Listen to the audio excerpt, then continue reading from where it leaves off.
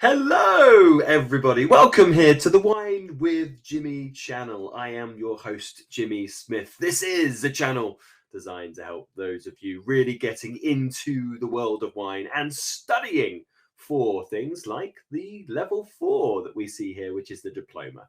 We are here on a series of California, the Golden State, which is a wonderful place to get stuck into. We are here on part 4. This is key grape varieties, looking at Cabernet Sauvignon and Chardonnay, which are, in terms of vineyards planted, the most important black and white grape variety. And then Zinfandel, which I think in terms of a heritage vine and of also its importance in identity, I have listed as a key grape variety. Things like Pinot Noir, the other varieties like Sauvignon Blanc, Syrah, and so on will be included in the other grape variety video after this one. If you do have any comments, questions, maybe you have tried plenty a Cabernet Sauvignon, Chardonnay, or Zinfandel, please do get in touch and comment below this video. Okay, let's rock and roll talking about the state of the grape varieties we find in the Golden State, and then we'll get stuck into these 3 grape varieties. Here's a bar chart to show you the grape varieties in play. The numbers here are in hectares. That's how we do things here in Europe. And we are looking at, from left to right, the most cultivated in the ground to we're looking at 8th place there with Syrah on the right hand side. So of course, as I mentioned, we're looking at Cabernet and Chardonnay, but we'll also focus on Zinfandel. So 3 out of the top 4. Now, around 2/3 of grapes grown in California are used for wine, and 1/3 are used for things like table grapes and raisin production. The majority of grapes used for wine are black. Nearly 2/3 are black varieties. Chardonnay and Cabernet Sauvignon, as I mentioned, the most planted, and significant numbers, as you can see there. Cabernet just taking the charge in the last few years. So we find that, we're going to go through these 3 varieties. Let's start talking about Cabernet Sauvignon, of course, to begin with. Now, the way that I'm laying it out here is that we are going to talk about, for every variety, its vigor, adaptability, yield, growth cycle, issues one may find in the vineyard, and then, of course, its total hectares. And we are here with Cabernet Sauvignon to begin with. So in terms of its vigor, it's actually relatively easy to grow, relatively vigorous, and it needs to be controlled in terms of its leaf growth through things like the correct matching of rootstock, but also things like terroir matching and clone matching. And also, of course, where the legality will permit, around irrigation. Now, I will talk about clones on the next slide, which is something actually not discussed that frequently with Cabernet Sauvignon, but there are clones to be found. So we'll go through that on the next slide. Adaptability with Cabernet Sauvignon. Well, its high quality is really what attracts a lot of Americans to producing it, but also, of course, drinking it. So it's very good for quality across multiple terroirs. It performs best on the classic well-drained, solid but loose, gravelly soils. And it's best to avoid fertile soils. It's quite good at withstanding cold conditions as well. The yield is that you can get it relatively high. So depending on the vigor, and that's all things around terroir, the climate site, the microclimate, rootstock, and so on, and also the grape growing intent, the wine must be managed because you can actually get a fairly sizable yield. And you will notice this because, of course, in California, there are a lot of very affordable wines made from Cabernet Sauvignon from areas that generally focus on mass-produced and inexpensive, like Central Valley areas. So yes, you can get this. But of course, where quality is all the order of the day, they will, of course, manage the yield quite a lot. It's late budding, of course, therefore missing the gambit of spring frosts, and it's later ripening. So this is an all-round later variety. Issues, we do have problems around powdery mildew, but actually around things like rots and pests and diseases, it's pretty significantly protected. But it does have issues with Eutypia dieback. Nearly coming on to 40,000 hectares as of 2021, which of course makes it remarkably significant. Okay, let's have a look at the style of Cabernet Sauvignon.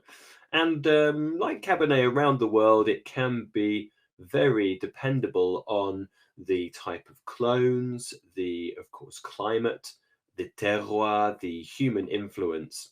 So huge amount of things. Now, we'll see that typically vineyards that have some form of moderating influence will give fresher black fruit and some herbal flavors, typically with less body and lower alcohol. But with vineyard management, harvesting dates are also important. With green harvesting and long hang times, that's the amount of time that the grapes are left on the vine well into ripeness and perhaps extra ripeness, giving more concentrated, ripe styles of wine, often with full body and high alcohol.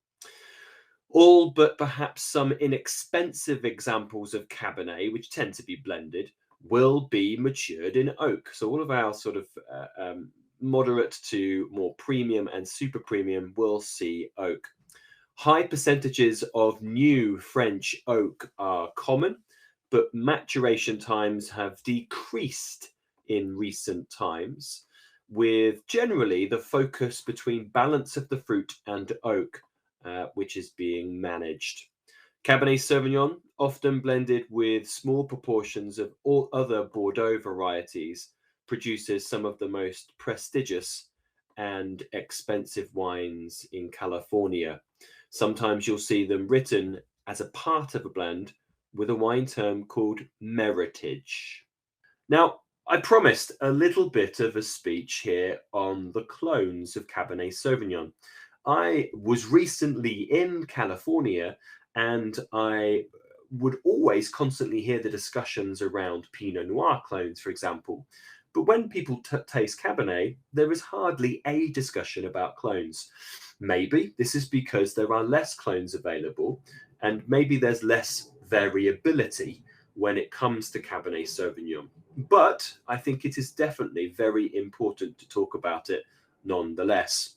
Now, for the longest time, the very much celebrated Concannon clones, you'll see there is the Concannon vineyard bottling on the left. These clones were known as clones 7, 8, and 11, really accounted for the lion's share. Their lineage, the Concannon trio, traces back to Bordeaux in 1883, and their endurance results in part to Concannon wines being preferred by the likes of the Archdiocese of San Francisco during Prohibition. So it really survived the dark ages of Prohibition. Now, the backbone of California's Cabernet industry was built on these three clones, registered at UC Davis in 1965. And a number of Cabernet clones also made their way to California via South America, specifically from Chile, where pre-phylloxera plant material was introduced from Bordeaux by very wealthy Chilean families in the late 1800s. And we find other heirloom clones from celebrated areas. So clone 31 is one to look out for. That's Mondavi's Toquelon vineyard. Clone 24 from Laurel Glen, and clone 40 from Mount Eden. In total, there are officially 67 clones at UC Davis. So the fact we don't talk about it, there's actually more clones available than Chardonnay. I think it's well worth to start talking about clones in conjunction with things like rootstocks and, of course, terroir and many other things. Okay, so next up is Chardonnay. So Chardonnay is, of course, such an important grape variety across the state, was the leading one, just been pipped by Cabernet Sauvignon. And this is a variety which is easy to grow, but leaf growth needs to be controlled through um, the typical procedures. So things like rootstock management, terroir and soil clone matching, and of course, where necessary and where legal requirements will fit, irrigation. It, of course, has very, very large amounts of adaptability. That is why we find Chardonnay everywhere in the world. So it has the ability, the potential to make high quality in a wide variety of terroirs. And to some extent, it's not too bad at surviving winter cold as well, but it's not the best. Yields, of course, quite variable, let's say generally moderate to high, and that depends all on those factors before: the site, the vigor, the winemaking and grape growing intent. So, of course, Chardonnay once again can be found for inexpensive mass-produced wines, typically blended, but of course then as single varietals for very high-quality wine. It's very very different to Cabernet Sauvignon in terms of that it's early budding and early ripening. So quite easy to get something out of this when you've got fruit, but you may lose fruit in terms of the frost conditions that may happen in spring. And it is, of course, that famous family tree section, Chardonnay, Pinot Noir, and so on. So there's always problems in the vineyard. So it's thin-skinned. You'll get problems with the likes of rot, other issues like powdery mildew, coulure, millerondanche, grey rot, and botrytis. Remember, it comes in at second place behind Cabernet from 2021, but it is the most grown white variety in California. Californian Chardonnay is made in a full spectrum of styles, depending, of course, on site, climate, winemaking practices, price, but loads of other factors, including clones as well. Gradually, sites that are specializing in Chardonnay have become nearer to the coast with that coastal influence or at higher altitudes. A number of premium wines are made in a medium plus to full-bodied example, often with pronounced peach, pineapple, and secondary flavors from malolactic conversion, and also things like new oak. More recently, some producers have been choosing to make a more leaner, fresher, livelier style with less focus on the ripe fruit characteristics and more on things like citrus and green, and often a salinity or saltiness. Typically, these wines will also have less overt new oak. Sometimes lees contact will be managed to give that sort of reductive characteristic. So this is where Chardonnay can be left on its gross lees, and the contact that that wine has with the gross leaves increases the volatile sulfur compounds, the VSCs. That increases this kind of flinty, wet stone character. Inexpensive Chardonnays are generally made in a soft, easy drinking style with medium acidity, sometimes a little touch of residual sugar, and they're often unoaked or made with oak alternatives if they are oaked. Let's learn a little bit about clones because Chardonnay is very exciting for this.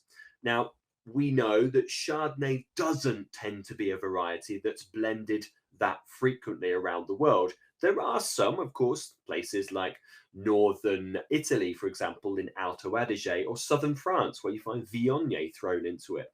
But moreover, Chardonnay is a single lone varietal wine.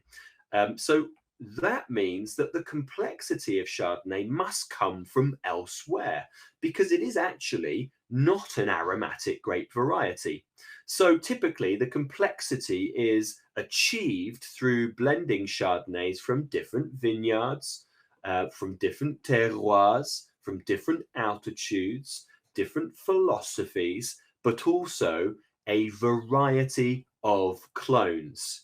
Now, globally, there's quite a lot that we can find with Chardonnay, many of them stemming, pardon the pun, but stemming from France. Now, noteworthy, born in California, it sounds like we should have Springsteen singing that, would have clones, including the heirloom Wente clone. So I've actually got this here on this big slide.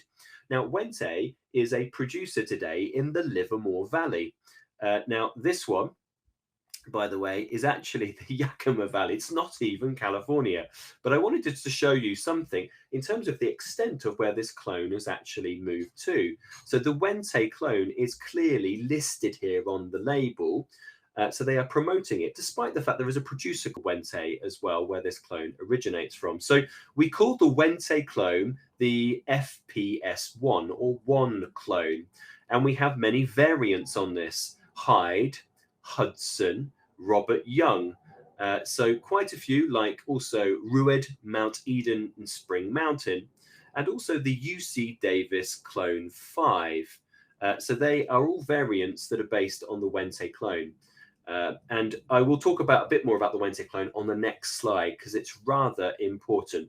There's also recent arrivals from Burgundy flooding through California, and they include the romantically named 76, 95, and 96. You'll see there's one on the left-hand side here, which once again is not Californian, but this is a VQA label. Here it says Leaning Post Chardonnay Clone 96. And you can see this quite commonly around the world today. So we'll see this in California as well. Additionally, there is a Muscat clone of Chardonnay, and that's called Chardonnay Blanc Musqué. And many winemakers in the Golden State are using it in their clonal mix to add that aromatic and that spice to the final wine. Also, the Mendoza clone, often quite celebrated in places in the world, such as South America and places like Australia. This is not popular in California. So let's discuss really the crux of importance here, which is the Wente clone, as I discussed a little bit on the previous slide. In 1912, Ernest Wente persuaded his father, Carl, to import vine cuttings from the University of Montpellier in France. He also sourced budwood from the Guiers vineyard in the Alameda County. Now, Ernest studied these two sources of Chardonnay over the decades, selecting favorable vines to establish today what is now known as the Wente clone of Chardonnay. The family themselves, and I have visited these guys recently, they claim that over 75% of Chardonnay planted in the Golden State is a variation. It is or is a variation of the Wente clone. So very important to talk about the Wente clone. And I think it's very important for you to either try the family Wente wines from Chardonnay or, of course, a Wente clone style. Our third and final key grape variety on this presentation is, of course, the famous / infamous Zinfandel. Really a grape variety which gives a lot of symbolic identity behind the wines of California. So let's go through its key characteristics to begin with. It's quite productive and quite vigorous. So, of course, typically growth of the vine, leaf growth, needs to be controlled in terms of selecting the correct rootstock, soil, clone matching, and of course, where legal, irrigation management. The adaptability is that we can get high quality wine in a wide variety of terroirs. It doesn't tend to produce the most exciting wine in fertile soils, But of course, that's what gives more diversity to this grape variety. We find Zinfandel making inexpensive red wine, and of course, very much semi-sweet rosé wine production, white Zinfandel. So there, of course, is a market for that as well. Now, the yield, when it's left to itself, there is certainly quite a high yield potential. So, of course, there will need to be careful management depending on vigor and winemaking and grape growing intent. Growth cycle, it's one of those slightly longer season grapes, so early budding. So you can actually get problems with things like late winter frost, but typically in this instance, early budding, of course, early to late spring frosts. It's mid to late ripening. And one of the things is that it is an uneven ripener. So when grape growers as Zinfandel here, people moaning about how difficult it is for Chardonnay to be grown and Pinot Noir to be grown, they chuckle because really Zinfandel is very challenging in the vineyard environment. Now, it is susceptible to things like bunch rot in wetter areas and certainly irrigated zones. And also there can be problems around magnesium deficiency and midarendage.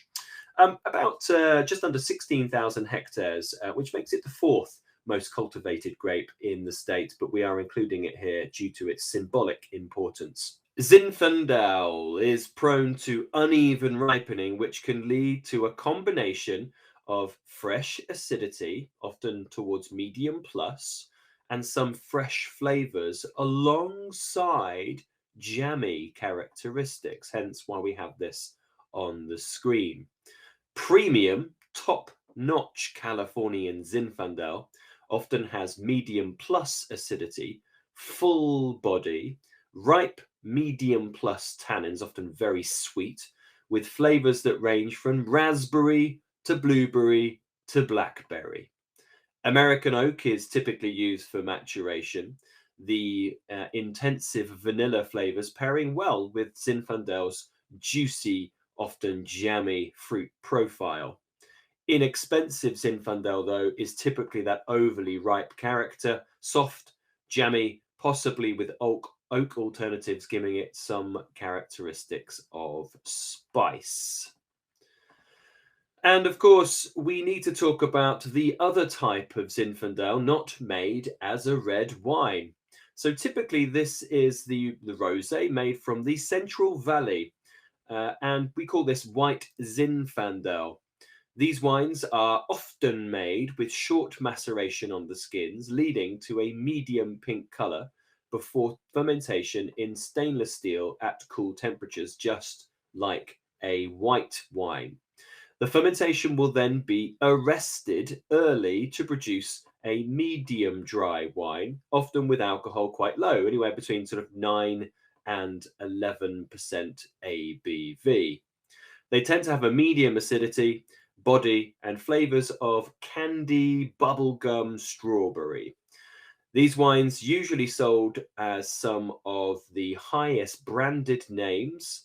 They're typically quite cheap, so inexpensive to mid-priced, and typically around the acceptable quality level. Now, a little bit about the story here of Zinfandel. I've produced many videos on Zinfandel's history going back to Italy and Croatia, so of course, please do check those out.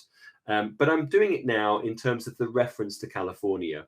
So Zinfandel has been in the US since the early 1800s, yet no one knew for sure where it originated. But of course, we do have sort of early trackings towards the east coast of the United States. Now, in 1991, ZAP, which is the Zinfandel Advocates and Producers, joined with very celebrated scientists of the UC Davis to determine the origins of Zinfandel grapes and to develop high quality clonal material for future vineyards. So in steps the lady in your picture. This is Professor Carol Meredith, who makes her own wine, by the way. Please do search for her on all good sort of audio formats. You'll be able to find really good conversations with the impact that she has on not only on California's wine industry, but on the global industry with research, genetic research across vines. So using DNA technology and working with a variety of researchers based in California, but also Italy and Croatia, she very much honed in on the grape's true origins. She verified that Kolernicek Kastelanski vine, discovered in Croatia by scientists at the University of Zagreb, was genetically identical to Zinfandel, and then with work in Puglia, it's identical to Primitivo. So we know that really mapping the journey of this vine was kind of, as far back as we can go, Croatia across to Italy, and then across the world. And of course, the final slide to talk about is the zones that we find Zinfandel in terms of its clonal genetic diversity. Now, before 1990, the UC Davis offered only 4 certified Zinfandel clones. That's 1A, 2, 3, and 6. Now, this relative lack of clones was due to, in part, the genetic stability of the grape, but also an absence of interest in terms of the growers and researchers. Really, it wasn't a grape that anybody was really that excited about. But by the mid-1990s, with that support of ZAP, and also the Zinfandel Heritage Vineyard Project of UC Davis, we have identified a variety more of more complex, diverse clones. Jim Wolpert, who is in that picture just here, he collected around 90 different Zinfandel selections from old vines. So old vines in this sense was older than 60 years old, with kind of smallish berries and loose clusters, and planted them head trained at around 2.75 meters by 2.45 meters, that's 9 foot by 8 foot, on St. George rootstock at the UC Davis Oakville station. Now, this number was later reduced to around 20 virus-free selections, and in 2009, the UC Davis Foundation Plant Services released 19 of them for use in the Golden State.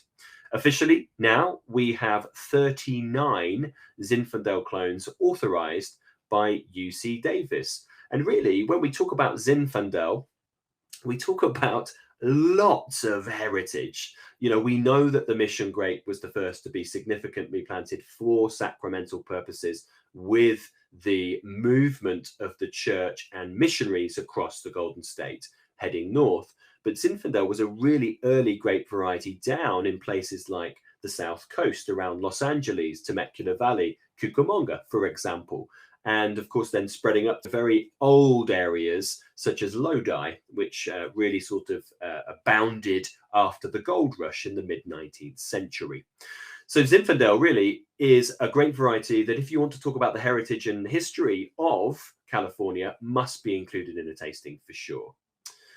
Okay, so that really wraps up the 3 key grape varieties. On the next presentation, I'll go through the other grape varieties in terms of fairly significant plantations. So, of course, the likes of Pinot Noir, Merlot, Sauvignon Blanc, and Syrah. Do join me for that. Once again, any questions, concerns, comments, please do comment on this video below. Always great to hear from you. Have you been to California? Have you enjoyed these grapes? What would you recommend in terms of the wines? Make sure you click like and subscribe. And if you find yourself in the UK, come and say hello and join me for a class, a glass, or a bottle. I've been Jimmy Smith. Ciao for now. Goodbye.